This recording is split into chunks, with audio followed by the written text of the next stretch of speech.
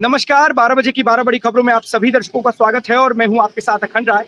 और आप देख रहे हैं उत्तर प्रदेश का तेजी से बढ़ता हुआ digital platform IBC 24 Uttar Pradesh Uttarakhand. 12 बजे की महत्वपूर्ण खबरों की शुरुआत करते हैं। आपको बता दें, SIR के लिए आज आखिरी दिन है, लेकिन चुनाव आयोग से 14 दिनों की और मोहलत मांगी गई है। आज चुनाव आयोग की अहम बैठक और इस बैठक में निर्धारित होगा कि जो 12 राज्यों में जो SIR की प्रक्रिया चल रही है, इसमें और मोहलत दी जाए या नहीं दी जाए।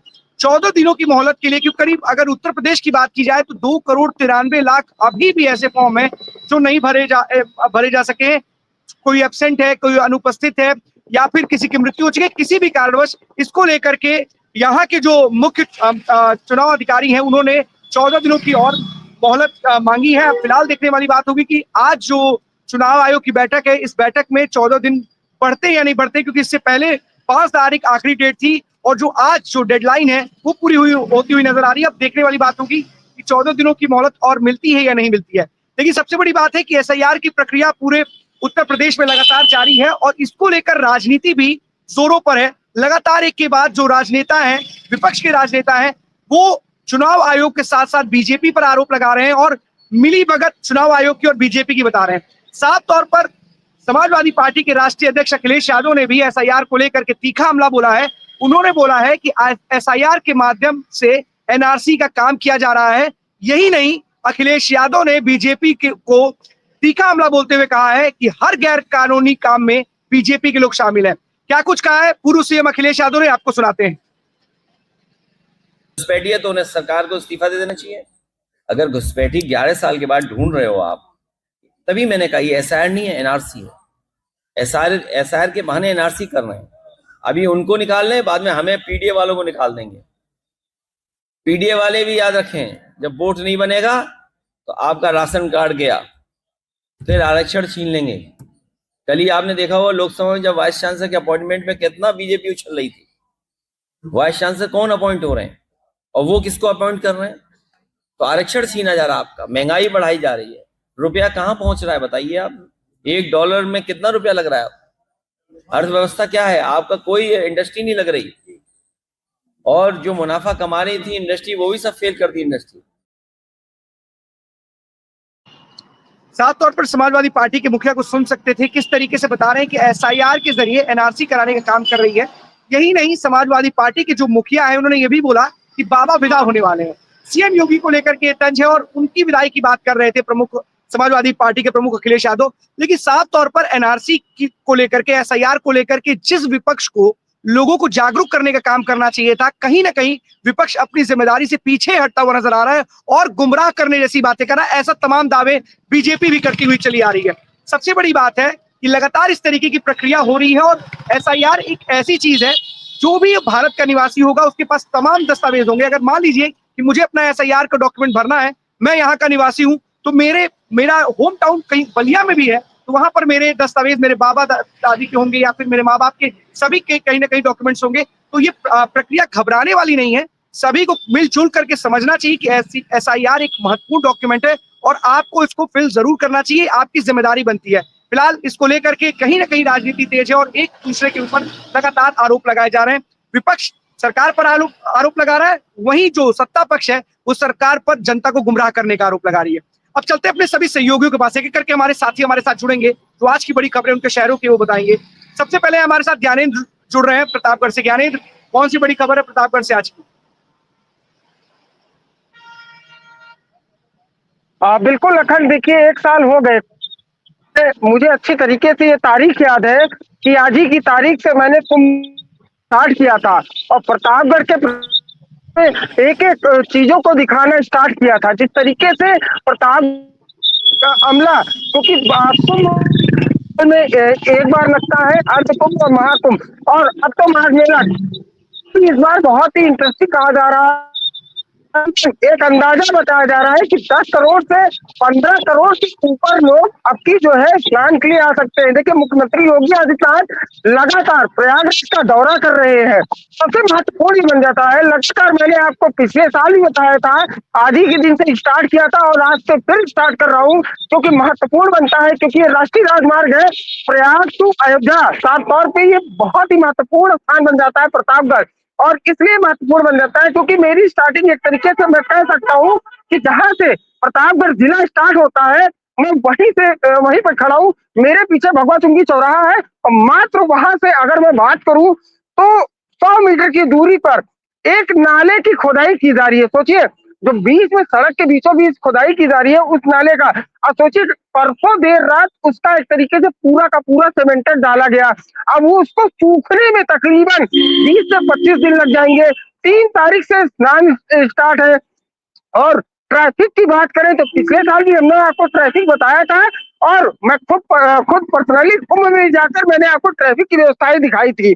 तो सोचिए यहाँ की ट्रैफिक की व्यवस्था पिछले साल की तरह क्या लाल पट्टियां शायद बांधने की तैयारियां की जा रही हैं और अब की एनएचआई का फिर से वही रवैया दिख रहा है कि आनन फानन में सड़कें खोदने की तैयारियां शुरू कर दी गई हैं।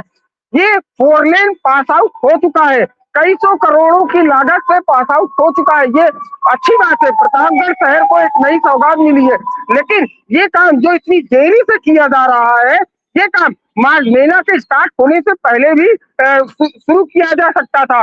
लेकिन बात करें प्रशासनिक अमले में कोई भी इसका जूठ नहीं रह गई है। साफ तौर पे जब हमने एनएचआई के लोगों से बात करने का प्रयास किया, फिलहाल कोई ना ऑन कैमरा ना ऑफ कैमरा बात करने के बात कह रहा है। साफ तौर पे मैं आपको ये कह रहा हूँ कि जिस चौराहे पे वो खुदाई की गई है, तकरीबन आधे से ज्यादा सड़क को इन लोगों ने कवर कर लिया है।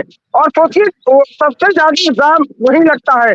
सीधी सी बात है कि अगर माघ मेला भी स्टार्ट हो रहा है, अगर दूर दूर से लोग स्नान करने के लिए यहाँ पहुंचेंगे तो साफ तौर पे है पिछली बार की तरह भी अब की अयोध्या के दर्शन के लिए जरूर जाएंगे। क्योंकि हम लोगों ने देखा था 25 नवंबर को देश के प्रधानमंत्री नरेंद्र मोदी जी खुद गए थे ध्वजा का उद्घाटन करने के लिए, ध्वज लहराए थे। तो इस बार भी लोगों में उत्साह होगा प्रयागराज माघ मेला में स्नान करना और उसके बाद सीधे तौर से अयोध्या रामलला का दर्शन करना और प्रतापगढ़ बहुत ही महत्वपूर्ण हो जाता है। दूसरी चीज हमने आपको पिछले साल भी दिखाया था कि जो प्रतापगढ़ का बाईपास बना है वो गूगल मैप पे नहीं है और इस बार भी तैयारियां की जा रही है उस बाईपास को खोलने के लिए जो गूगल मैप पे दिखता ही नहीं है। ट्रैफिक प्रतापगढ़ की यातायात फिर से जो बाईपास को खोलने की तैयारी कर रही है। तो साफ तौर पर जाहिर हो रहा है कि अखंड तैयारियां लेकिन अधूरी कर रहे हैं, बिना पब्लिक को बताए कर रहे हैं। एनएचआई तैयारियां कर रही है लेकिन केवल जनता को परेशान करने के लिए तैयारियां की जा रही हैं। नाले की खुदाई थोड़े दिनों बाद हो सकता था, माघ मेले के बाद ये लोग कर सकते थे, लेकिन अभी से ही खुदाई शुरू कर दिए हैं। जो आपको बता दें कि जो मिट्टी निकलते हैं उसको रोडों पे रखने का काम एनएचआई के लोग कर रहे हैं। तो साफ तौर पे स्पष्ट है कि कुंभ मेले की तरह भी इस बार माघ मेला कराने की तैयारियां प्रतापगढ़ का प्रशासनिक अमला, प्रतापगढ़ की पुलिस, प्रतापगढ़ के जो यहाँ के माननीय लोग हैं वो लोग पूरी तरीके से जुट चुके हैं। कहना आपको भी पता है कि सीधे तौर पे सांसद होते हैं तो अपने परसेंटेज के पूरा जग जाहिर है कि अगर 200 करोड़ का टेंडर निकलता है तो उनको परसेंटेज। बिल्कुल ज्ञानेंद्र, जिस तरीके से आप बता रहे हैं और सबसे बड़ी बात है कि कुंभ में देखा गया कि प्रतापगढ़ के प्रशासनिक अमले का किस तरीके का रवैया था और फिर से एक बार बता रहे हैं कि एक बार फिर से मेला लगने वाला है। कितनी बड़ी तादाद में वहां पर श्रद्धालु पहुंचने वाले हैं, दुकानें और स्थान आवंटित होने वाले हैं, उसके लिए 15 दिसंबर से खुल भी जाएगा। लेकिन सबसे बड़ी बात है कि आखिरकार प्रतापगढ़ की इस तरीके से दुनिया क्यों हो जाती है। एक तो कनेक्टेड है, वो हर जगह से कनेक्टेड है। अगर आप बात करें तो बहुत सारे इलाके कनेक्टेड है, अयोध्या से कनेक्टेड है, प्रतापगढ़ प्रयागराज जाने के लिए, लखनऊ रायबरेली से कनेक्टेड है, तमाम जगहों से कनेक्टेड है।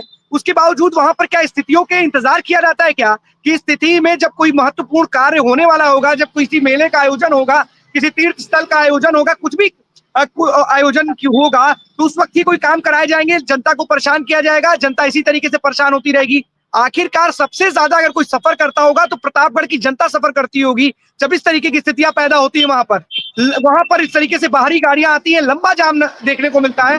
लेकिन आखिरकार क्या इन लोगों का कोई रोड मैप नहीं होता है? एनएचएआई के अधिकारियों को इस बात की जानकारी नहीं है किस तरीके का काम वो करने जा रहे हैं। इससे आने वाले समय में अगर काम पूरा नहीं हुआ, किसी भी वजह से पूरा नहीं हुआ, तो आने वाले समय में प्रतापगढ़ में एक बहुत बड़ा जाम की स्थिति पैदा हो जाएगी, जो हाल फिलहाल में देखने को मिली है पहले भी। तो आखिरकार प्रशासनिक अमला जिस तरीके से कार्य करता है, अपने आप पे सवालों के घेरे में रहता है, और इन लोगों के पास कोई भी जिम्मेदारी है या नहीं है, शायद समझ से परे। और लगातार ज्ञानेंद्र प्रतापगढ़ से दिखाते चले आए हैं कि प्रशासनिक अमला समझना जो उसको बेहतर तरीके से समझना चाहिए था, वो समझता ही नहीं है। खुद मुख्यमंत्री कितने संजीदा हैं इस मेले को लेकर के, वहां पर जाकर के उन्होंने तैयारियों का भी जायजा लिया हुआ है, कहीं ना कहीं मॉनिटरिंग करते रहते हैं, लेकिन प्रतापगढ़ के लोग अलग ही सूर है, अपने अलग ही काम में व्यस्त है, और शायद उनको लगता है कि इससे ज्यादा कोई जरूरी दूसरा काम होगा। फिलहाल ज्ञानेंद्र पूरी खबर पर नजर जरूर बनाए रखिएगा, और एनएचएआई के अधिकारियों से भी बात कीजिएगा कि आखिरकार इसका क्या समाधान है, और आखिरकार इस तरीके का ही समय क्यों चुना जाता है जब इस तरीके की स्थितियां पैदा होती है। और गूगल मैप पर जो रास्ता दिख रहा है, वो रास्ता है, उस रास्ते को खोला जाएगा, नहीं खोला जाएगा, क्या किया जाएगा, इस पर भी जरूर उनसे रिएक्शन लीजिएगा। कुछ कहना चाह रहे हैं जल्द से जल्द अपनी बात करो। बिल्कुल अखंड, बिल्कुल चलते चलते मैं अपनी बात खत्म करना चाहूंगा। अखंड के 2 महीने में कुंभ बिताया हूँ और वहाँ की व्यवस्थाएं मैंने देखी है। पल पल मैंने कुंभ का एक एक कोना मैंने झांका है, और एक एक पुलिस कर्मियों को, एक एक प्रशासनिक अमलों को मैंने वहाँ पे देखा है। वो वहाँ पे प्रशासनिक अमला किस तरीके से तन मन से लगा हुआ था। लेकिन प्रतापगढ़ में मैंने आपको दिसंबर से ही स्टार्ट किया था, और कुंभ मेला जाते तक मैंने आपको पूरा A to Z मैंने दिखाया था। साफ तौर पर जाहिर है कि फिर से बाईपास को ओपन किया जाएगा। यातायात सिर्फ कागजों पे चलता है, डोरियों पे चलता है, लाल पट्टियों पे चलता है, और बाहर आए हुए यात्रियों को परेशान किया जाता है। पिछली बार उत्तर प्रदेश के डीजीपी खुद एक जो है आदेश जारी किया था कि कोई भी प्रयागराज में आता है, अयोध्या के लिए कहीं भी जा रहे हैं, उत्तर प्रदेश में कहीं की भी गाड़ियां आती हो तो उनको कोई भी परेशान नहीं किया जाएगा। पिछली बार हमने आपको दिखाया था कि किस तरीके से बाहरी गाड़ियों को परेशान किया गया था, बाहरी लोगों को परेशान किया गया था। सीधे सीधे कोई अगर पानी की बोतल लेने के लिए उतरता था तो उनकी गाड़ियों को टोचन कर दिया जाता था, उनको आधी रात को परेशान किया जाता था। साफ तौर पे यातायात, पुलिस, प्रशासनिक अमला अपनी बार इस बार मेले को प्रतापगढ़ से खासतौर पर नजर होती, क्योंकि बहुत दूरी नहीं है प्रतापगढ़ से प्रयागराज की। और अगर बात करें तो प्रयागराज में अगर जगह नहीं मिलती है तो लोग प्रतापगढ़ के होटलों में आकर रुकते हैं। तो इस बार नजर बनी रहेगी प्रतापगढ़ के प्रशासनिक अमले के लेकर के कि कैसी तैयारियां होती है, कागजों में होंगी। और जिस तरीके से पिछले साल आज ही के दिन से मैंने स्टार्ट किया था, और क्या होगा या कागज के पन्ने में रह जाएगा, अधूरा जैसे चलता आ रहा है प्रतापगढ़ वैसे ही चलता रहेगा। अब फिलहाल चीफ अवस्थी और एसपी दीपक भूकर का आपकी माघ मेला कैसा होता है ये देखने वाली बात होगी। बिल्कुल देखने वाली होगी। दोनों अधिकारी बदले हैं और इन दोनों अधिकारियों के कंधों पर बड़ी जिम्मेदारी है। फिलहाल प्रतापगढ़ में इस बार की व्यवस्था क्या रहती है ये देखने वाली बात होगी। जरूर इस पूरे मामले पर रिएक्शन लीजिएगा, बात करने की कोशिश कीजिएगा और बताइएगा कि किस तरीके की गलतियां पिछली बार हुई हैं, उससे क्या आपने सीख लिया, इसको लेकर के क्या आपने रोड मैप तैयार किया है। बहुत बहुत धन्यवाद ज्ञानेंद्र इस तमाम जानकारी के लिए आपका। अवनीश हमारे साथ बने हुए कानपुर से। अवनीश, कौन सी बड़ी खबर है कानपुर से आज की? फिर से जो है सीएमओ है हरिदत्त नेमी, वो फिर से जो है विवादों में फंस गए। आपको बता दें कि उन्हीं के जो एसीएमओ हैं उन्होंने उनके खिलाफ में आरोप लगाया और उनको ही एक पत्र लिखा है जिसमें उन्होंने उनके साथ काम ना करने की जो है अपील की है, क्योंकि उनका साफ तौर पर कहना है कि मैं जो एसीएमओ है डॉक्टर यूबी सिंह, उनका साफ तौर पर कहना है कि मैं आपकी गलत जो अपेक्षाएं हैं, जो आपकी ऐसी अपेक्षाएं हैं जो मैं पूरी नहीं कर सकता हूं, उसको लेकर के मैं कहीं पर भी जो है इस तरीके का काम नहीं करूंगा। उसके बाद आप मुझे भले ही मेरे पद से हटा दें। फिलहाल ये पत्र उनके द्वारा इस वजह से लिखा गया है क्योंकि मौजूदा समय में जो यूबी सिंह है वो लेवल 4 के जो अधिकारी हैं, उसके बाद में जो है उनके पद से हटा करके एक ऐसे व्यक्ति को जो है जो उस लेवल का नहीं है उसको जो है कहीं ना कहीं उनकी जगह पे तैनात कर दिया गया, जिसके बाद में यूबी सिंह काफी नाराज है और उन्होंने साफ तौर पर सीएमओ को ही पत्र लिखा है कि जिस तरीके से आप लगातार गलत कार्य करते चले आ रहे हैं, लगातार जो जितने भी काम है उन्होंने आपने जो है गलत किए हैं, जो सीएसपी है वहां पर बिना जो है जो शासन के आदेश के आपने जो अपने लोगों को वहां पर भर्ती किया हुआ है और कोर्ट के आदेश के बाद जो है आप यहाँ पर तैनात हुए, लेकिन अपने मनमाने तरीके से जिस तरीके से आप कार्य कर रहे हैं तो मैं आपके साथ में कार्य करने के लिए बिल्कुल भी सक्षम नहीं हूँ और मैं आपके साथ कार्य नहीं करना चाहता हूँ। तो कहीं ना कहीं ये जो पत्र है ये सोशल मीडिया पे वायरल हुआ, उसके बाद में जो है फिर से जो है हरिदत्त नेमी इस वक्त जो है चर्चा का विषय कानपुर में बने हुए हैं। अखंड बिल्कुल अमीश है, लेकिन सबसे बड़ी बात है कि कानपुर के सीएमओ साहब का एक अलग ही अंदाज है, एक अलग ही जलवा जलाल है कि डीएम साहब ने इस तरीके की कार्रवाई की, वापस कोर्ट से अपना पूरा स्टे ऑर्डर लेकर के वापस फिर से तैनाती पा ली। अब तो ये मामला भी कहीं ना कहीं एक तरीके से ठंडे बस्ते में चला गया, अब तो कोई याद भी नहीं करता। फिर से ये नया माजरा निकल करके सामने आया है और कहीं ना कहीं एक तरीके की शिकायत है, उनके खिलाफ है ये शिकायत। लेकिन क्या इससे कोई असर होता है क्या? इसको लेकर के कहीं ऐसा तो नहीं अब सीएमओ साहब ने कोई कार्रवाई के आदेश दे दिए हैं? बिल्कुल, सीएमओ साहब से बात करने का प्रयास किया गया तो उन्होंने कहा कि मैं हाईकोर्ट आया हुआ हूँ, अभी 2 दिन से हाईकोर्ट में हूँ, इस तरीके का कोई पत्र जो है मुझे नहीं मिला हुआ है। लेकिन वही जब जो है जो ये पत्र के विषय में जो डॉक्टर जो है यूबी सिंह है, जब उनसे बात की गई तो उन्होंने साफ तौर पर कहा कि हाँ, मैंने ये पत्र लिखा है और ये पत्र मैंने सीएमओ को भेजा है, क्योंकि जिस तरीके से गलत काम उनके द्वारा किया जा रहा है, मैं उनके साथ में कार्य करने योग्य नहीं हूँ, मैं उनके साथ में कोई भी कार्य नहीं करना चाहता हूँ और वो मुझे कहीं ना कहीं बड़ी एक लंबी छुट्टी के लिए एक लंबा अवकाश जो है कहीं ना कहीं प्रदान करें, जिससे मैं उनके साथ में कार्य ना कर सकूं। तो कहीं ना कहीं जो है ये बड़े सवाल हैं कि जिस तरीके से जो है इसके पहले भी डीएम के साथ में विवाद हुआ था और इनको निलंबन किया गया था, इसके बाद में कोर्ट का सहारा लेकर के वो फिर से यहाँ पर तैनात जरूर हो गए थे। लेकिन जिस तरीके से बातें खुल के सामने आ रही हैं तो कहीं ना कहीं बड़े सवाल उठते हैं और कोर्ट भी इस पे कहीं ना कहीं ध्यान देगा कि जिस तरीके से जो है एक अधिकारी को जिसको शासन ने जो है निलंबित किया था, उसको अगर कोर्ट द्वारा यहाँ पर तैनात किया गया था तो वो क्या गलत था। इस तरीके से जो है कहीं ना कहीं जब यूपी सिंह अपनी बात लेकर के कोर्ट के पास में जाएंगे तो जरूर बातें सामने खुल करके आएंगी और आगे कोई कोर्ट के द्वारा हो सकता है कार्रवाई जरूर इसके खिलाफ में हो जाए। बिल्कुल अवनीश है, लेकिन अपने आप में शायद ऐसा कोई एक अनोखा ही मामला होगा जो इस तरीके का होगा कि किस तरीके से अपनी तैनाती करवा लेते और उस पर कोई कार्रवाई होती नहीं है। लेकिन फिलहाल उनके ऊपर उनके ही किसी कर्मचारी ने आरोप लगाए हैं, गंभीर आरोप लगाए हैं, पत्र भी दे दिया है। अब देखने वाली बात होगी इस पत्र के बाद क्या कार्रवाई होती है। सीएमओ के ऊपर कोई कार्रवाई होने की तो उम्मीद कम ही है, सीएमओ कहीं उनके ऊपर कार्रवाई न कर दें, देखने वाली बात होगी। फिलहाल इस पूरे मामले पर क्या होता है इस पर जरूर नजर बनाए रखिएगा और देखिएगा कि पूरे जो पत्र प्रकरण में जो कर्मचारी जो उनके साथ काम नहीं करना चाहते हैं उसका क्या विकल्प निकल करके सामने आता है। बेहद बहुत ही एक कहते हैं कि एक गंभीर मसला आपने उठाया और देखने वाली बात होगी इस पूरे मामले पर क्या निकल करके सामने आएगा। बहुत बहुत धन्यवाद अमरीश इस तमाम जानकारी के लिए आपका। इंद्रवीर हमारे साथ बने हुए रायबरेली से। इंद्रवीर, कौन सी बड़ी खबर है रायबरेली से आज की? देखिए अखंड, मैं आप सब म्यूट कर लीजिए प्लीज अपना। देखिए अखंड, मैं आपको बता दूं कि रायबरेली में कल थाना भदोकर क्षेत्र के अंतर्गत एक ऐसी घटना सामने आई जिसने जो है पूरे सोशल मीडिया पर लगभग 1 से 1.5 घंटे के अंदर पूरे यहां से लेकर दिल्ली तक हड़कंप मचा।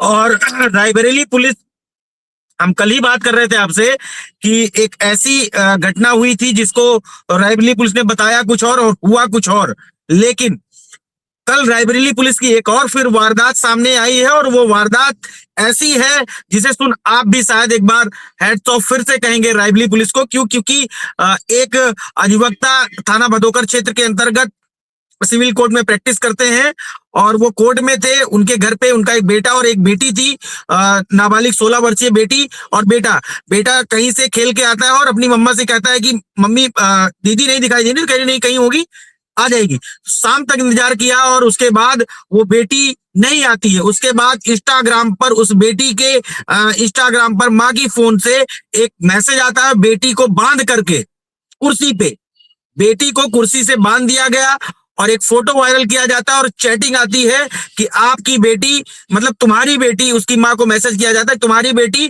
कल सई नदी, यहाँ एक लखनऊ हाईवे पर अगर हम बात करें तो सई नदी है और बड़े ठीक स्तर पे वो नदी है, सही नदी में आपकी बॉडी की लाश, बेटी की लाश मिलेगी और हो सके तो बचा लो, इसके बाद आपके बेटे का नंबर है। एक ऐसा रैंडमलम धमकी फोटो सोशल मीडिया पर वायरल होती है और अधिवक्ता गणों में इतना रोष, पूरे जिले का अधिवक्ता रातों रात थाना भदोकर क्षेत्र पहुंचता है और वहां पे रोष भी जताते हैं ये लोग, पूरा थाना घेर लिया जाता है और उसके बाद अखंड पुलिस हरकत में आती है। रायबरेली पुलिस के लगभग चूंकि सीओ क्षेत्राधिकारी जो है ये सीओ सिटी है यहाँ पे और जो थाना है वो सीओ सिटी सर्किल में आता है। सिटी सर्किल में 4-5 थाने हैं तो उसी में ये भदोकर भी आता है। तो बेला गुसुसी ग्राम की पूरी घटना थी, हड़कंप मचा। बार एसोसिएशन के अध्यक्ष और तमाम तरीके, मतलब जो एडवोकेटों का अपना ग्रुप होता है, फेसबुक होता है, मतलब इंस्टाग्राम, हर एक सोशल मीडिया पे वही फोटो और वही चैटिंग वायरल होना शुरू हुई। और इस पे कप्तान साहब ने जब रात को प्रेस कॉन्फ्रेंस करी 10:30 बजे और हम लोग वहां पे गए तो कप्तान साहब ने कहा भी कि इस पे इतने अपर लेवल मतलब डीजी साहब का फोन, आईजी रेंज का फोन और इतना सारा प्रेशर था कि शायद अगर रात भर में ये घटना ना सुलझती तो यहाँ के एसपी और तमाम सारे आला कमान अधिकारी सस्पेंड कर दिए जाते। ये घटना बहुत बड़ी घटना थी और पुलिस ने अपनी जी जान झोंक दी, खाना पीना सब कुछ छोड़ करके। रायबरेली पुलिस ने कल एक ऐसा काम कर दिखाया जो शायद किसी भी पुलिस के लिए, किसी भी एक माँ के लिए, किसी के एक बाप के लिए बड़ा टिफकट। उस पिता के शब्द, पिता कह रहा था कि हमें ब्रेन हेमरेज हो जाएगा लग रहा था, क्योंकि एक पिता की भावना से वो देख, और एडवोकेट का रोष अलग, मतलब बहुत सारा। उसके बीच एक सुखद खबर आई कि रायबरेली पुलिस ने उसको ऊंचाहार के एक होटल से बरामद किया लड़की को। और इसमें एसपी ने जब प्रेस कॉन्फ्रेंस करी तो जानकारी दी कि लड़का और लड़की लगभग 1.5 साल से बात कर रहे थे फोन पे, ये मामला निकल के आया। लेकिन जिस तरीके से पूरी पिक्चर की जो है ट्रेलर दिया गया और तमाम सारी चीजें आई वो एक बड़ी भयावह थी। और कल को हकीकत में कुछ ऐसा हो जाता तो शायद रायबरेली पुलिस नहीं पूरा देश इस रोष को व्यक्त करता और बड़ी घटना हो जाती। लेकिन गनीमत रहा कि रायबरेली पुलिस ने समय रहते ही इस बच्ची की और इस परिवार वाले के लिए खड़े हुए और इसको धर दबोचा और उसको जो लड़का था उसको न्यायिक परीक्षा में भेजा जा रहा है। उसकी आगे की जो कहानी है वो चालू है पुलिस की, और अपनी जो उनकी प्रक्रिया है वो पूछताछ, एसओजी, सर्विलांस सभी लगा। तो बड़ी अच्छी खबर रही है खंड, ये पूरी ओवरऑल कहानी थी जी। क्या बच्चे दोनों नाबालिग हैं? नहीं, इसमें लड़का बालिग है। अभी तक जो सूचना है वो लड़के के साथ में उसका एक दोस्त भी शामिल था। एसपी ने बताया उसका एक दोस्त भी शामिल था। और इसमें जो है लड़की नाबालिग है, 16 वर्षीय लड़की है। अभी जो है लड़की नाबालिग है तो नाबालिग के तहत वो जेल जाएंगे। उनके ऊपर मुकदमा पंजीकृत हुआ है, ये अपराध है। अब ये मिलके किया गया है, क्या रहा इसमें, चूंकि एसपी ने एक हिंट इतना दिया कि ये दोनों जो है 1 साल 1.5 साल से टच में थे। तो अब ये इशारा ही, चूंकि मामला एक लड़की का है, किसी का है, तो इसमें बहुत ज्यादा पुलिस ने भी खुल के नहीं बात करी। लेकिन जो मीडिया से रूबरू होकर उन्होंने रात को 10:30 बजे अपने आवास पर प्रेस कॉन्फ्रेंस रखी और पूरी मीडिया गई तो उन्होंने जो जानकारी दी वो मैं आपको अवगत करा रहा हूं अपने दर्शकों को कि ये बड़ी अच्छी खबर रही रायबरेली पुलिस के लिए जी। बिल्कुल इंद्रवीर, कहीं ना कहीं एक बड़ा ताक का सवाल बन गया था रायबरेली पुलिस के लिए। अगर इस पूरे मामले में कहीं ना कहीं अगर कोई और चीजें घटित होती तो कहीं ना कहीं रायबरेली पुलिस के ये बड़ी चुनौती का विषय बन जाता। लेकिन हाल फिलहाल बड़ी गनीमत रही कि रायबरेली पुलिस ने अच्छा काम करते हुए दोनों लोगों को सकुशल बरामद किया, बच्ची को भी सकुशल बरामद किया। फिलहाल इस पूरे मामले पर कार्रवाई जारी है, जैसा कि आपने बताया।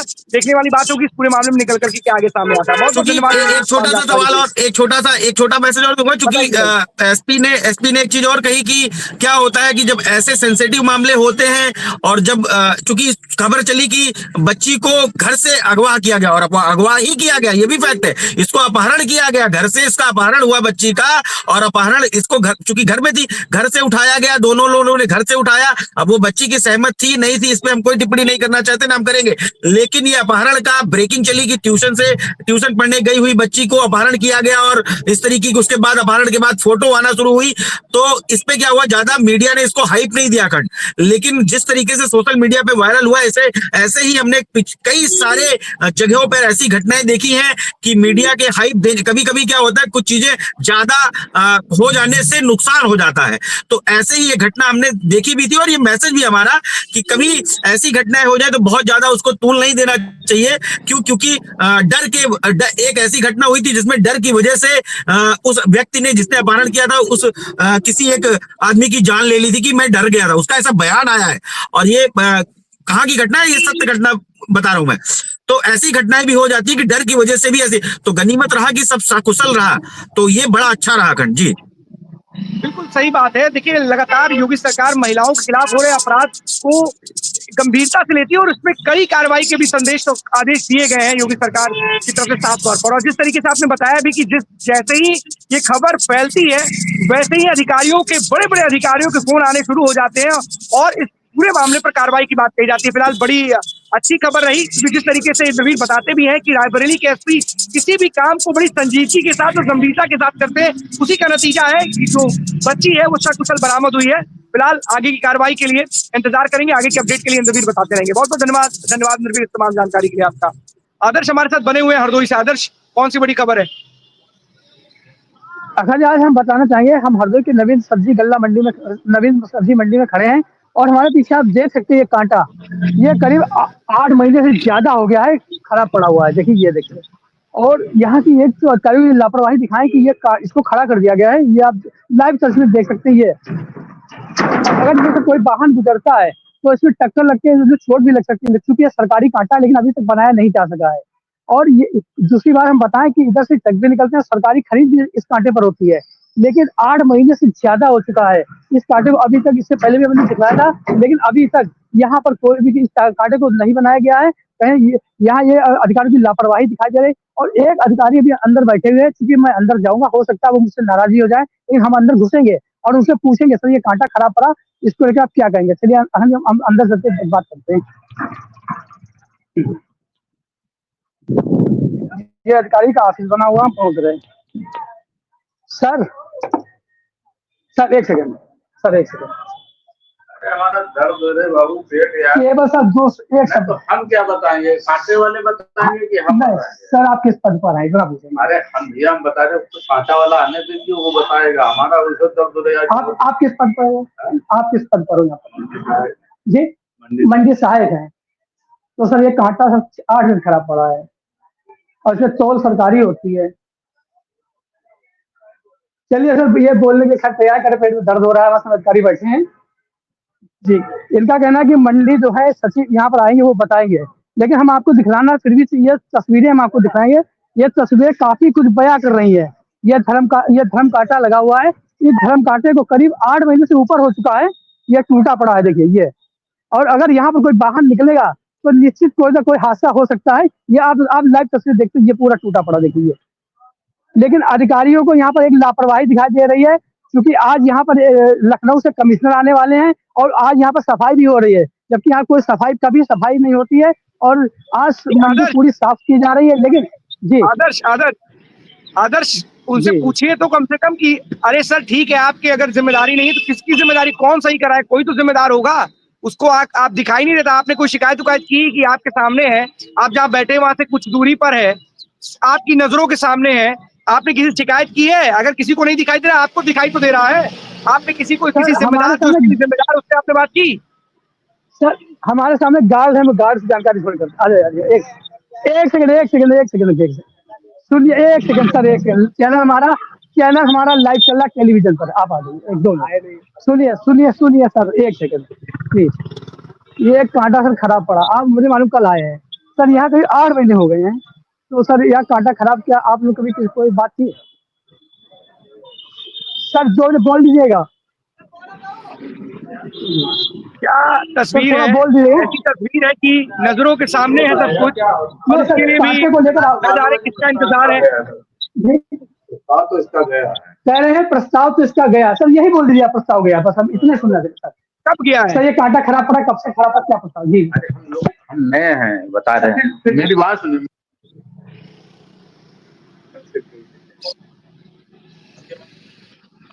एक महीना चलो, अखंड इनका कहना है कि 1 महीना हुआ है और इनको भी जानकारी नहीं है कि जो कांटे वाले वो जानकारी देंगे। लेकिन कहीं ना कहीं ये अधिकारियों की एक बहुत बड़ी लापरवाही है। इसी से ऑटो निकल रहे हैं और इसी पर से देखिए ऑटो एक आ रहा है, अगर जरा चूक हो गई तो इसमें बहुत बड़ा हादसा हो सकता है। लेकिन यहाँ जो अधिकारी है, लापरवाही की है, इन्होंने हद पार कर दी है, सारी सीमाएं पार कर दी है।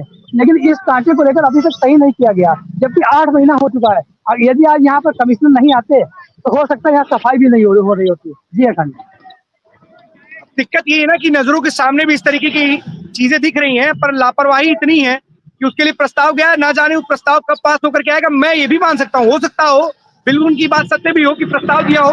हमारे यहाँ देश में इस तरीके का सिस्टम है कि प्रस्ताव बनता है, पता चला प्रस्ताव बनते बनते इतने वर्ष लग जाते हैं, इतने दिन लग जाते हैं कि उस प्रस्ताव के आने से पहले कोई घटना घटित हो जाएगी। जब वो पास होगा तब जाकर के जब लोगों की, अधिकारियों की आंखें खुलेंगी कि हाँ इस तरह की घटना घटी थी, और कोई छोटा मोटा कर्मचारी निलंबित हो जाएगा, खाना पूर्ति हो जाएगी। फिलहाल जो लोग हैं जिनकी आंखों के सामने इस तरह की घटना है, जो साफ तौर पर रोज देखते हैं, उनको रोज इतला करना चाहिए, रोज कम से कम उस पर पूछना चाहिए, अपडेट लेना चाहिए कि आखिरकार इस तरीके की स्थितियां क्यों हैं, आखिरकार ये कब बनकर सही होगा, कब तक के लिए, प्रस्ताव के लिए इसका कोई बहुत विशेष मुहूर्त निकलवाया जाएगा। देखने वाली बात है कि बड़ा अपना आप में अजीब चेहरा है कि किस तरीके से सरकारी काम होता है, देखने वाली बात है। बहुत बहुत धन्यवाद आदर्श इस तमाम जानकारी के लिए आपका। एसपी सिंह हमारे साथ बने हुए सुल्तानपुर से। एसपी सिंह, कौन सी बड़ी खबर है? सुल्तानपुर में बीती रात आपको बताते चले, एक अनियंत्रित टैंकर जो है ओवर स्पीड में दर्जनों वाहन को चलते हुए निकलता है, जिसमें दर्जनों लोग घायल होते हैं। घायल होने के उपरांत उनको सीएससी लम्हुआ थाना अंतर्गत आता है।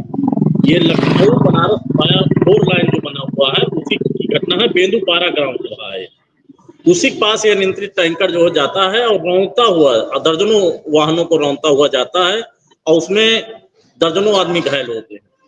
तो पुलिस की मदद से, स्थानीय लोगों की मदद से इनको सीएससी लम्हुआ पहुंचाया जाता है। लम्हुआ पहुंचाने के बाद वहां स्थिति सब लोगों के नाजुक होने की वजह से ट्रॉमा सेंटर सुल्तानपुर को रिफर किया जाता है, जहां कुछ लोगों की स्थिति नाजुक बताई जा रही है, स्थिति एकदम गड़बड़ है। अब इतना बड़ा हादसा हो जाता है,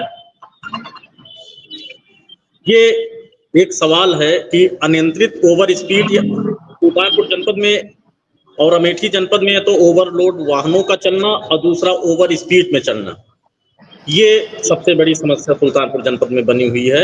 इसका समस्या को कोई लेकर के कुछ करते भी है अधिकारी की वजह से समस्या तो बनी, हर जगह समस्या बनी हुई है। अयोध्या के पास भी आज एक इस तरह की घटना घटित हुई, जहां पर ट्रैक्टर ट्राली और बोलेरो की भिड़ंत हो गई, जिसमें 3 लोगों की मौत हो गई, 11 लोग गंभीर रूप से घायल हो गए।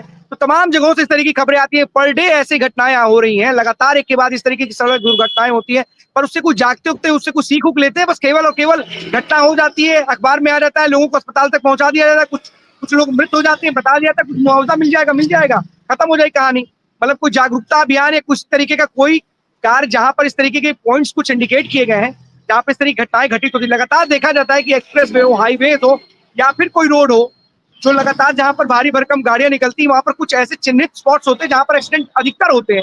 तो क्या उसको लेकर के कोई कार्रवाई करते, कोई अभियान, कोई जागरूकता, कुछ भी करते, कोई इंडिकेशन पॉइंट लगाते हैं, या फिर छोड़ दिया सब भगवान के भरोसे, कोई मतलब नहीं है? अब ये वहां का मंजर आप देखते तो आप तोबा बोल जाते। इतना मतलब बड़ा मंजर था कि 20 मीटर तक वाहन खड़े हुए थे, सबको कुचलता हुआ टैंकर जाता है, आदमियों को रौंदता हुआ जाता है। इतना बड़ा मंजर, इतना भयावह मंजर वहां का था।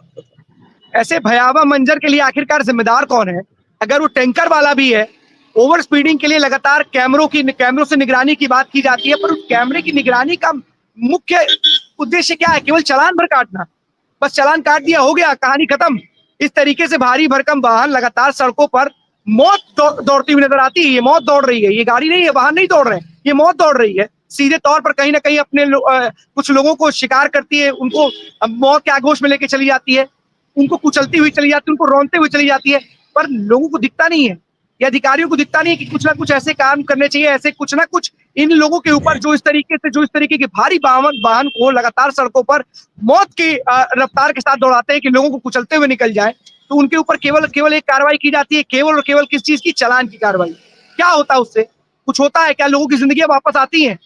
फिलहाल एसपी सिंह, इस तरीके की घटनाएं लगातार हर जगह देखने को मिल रही हैं, और एक के बाद एक ऐसी घटनाओं से ना सिर्फ लगातार सवाल और प्रश्न चिढ़ उठते हैं कि आखिरकार इसकी रोकथाम के लिए क्या कदम उठाए जा रहे हैं। कोई भी प्रभावी कदम साफ तौर पर दिखाई नहीं दे रहे हैं, चाहे वो कैमरे लगे हों, चाहे कुछ भी लगे हों, कोई फर्क नहीं पड़ता। इस तरह की घटनाएं लगातार हर दिन सुनने में आ रही है। लगातार ओवर स्पीड वाहन ना सिर्फ अपने लिए अपने साथ लोगों को जिंदगी के साथ खिलवाड़ कर रहे हैं, बल्कि जो दूसरे लोग भी जा रहे हैं उनकी भी जिंदगी के साथ खिलवाड़ करते हुए नजर आ रहे हैं। बहुत बहुत धन्यवाद एसपी सिंह इस तमाम जानकारी के लिए। अगर हो सकेगा तो कुछ अधिकारियों से बात कीजिएगा और पूछिएगा कि क्या अनियंत्रित वाहन, ओवर स्पीड वाहन केवल और केवल उनके चालान काटने पर से क्या समस्या का समाधान हो जाएगा, या फिर कोई कड़ी कार्रवाई करके इन लोगों को कोई एक संदेश या दिया जा सके, या एक गाड़ी सीज करने की बात की जा सके, जिससे इस तरीके की जो हादसे हो रहे हैं, जो दुर्घटनाएं हो रही हैं, उसमें कमी लाई जा सके। जरूर पूछिएगा। बहुत बहुत धन्यवाद आपका। सरफराज हमारे साथ बहराइच से जुड़े हुए हैं। सरफराज, बेहद अहम दिन है आज, कोर्ट में आज सुनवाई है उस मामले की जो महसी में हुआ था और एक सांप्रदायिक रंग ले लिया था। इस पूरे मामले में शायद 3 लोगों को बरी कर दिया गया, 10 लोगों को आज कोर्ट सजा सुनाएगी। पूरा मामला क्या था, एक बार फिर से हमारे दर्शकों को बताइए, और कोर्ट इन लोगों पर फैसला कब तक आने वाला है? अनम्यूट कर लीजिए सरफराज।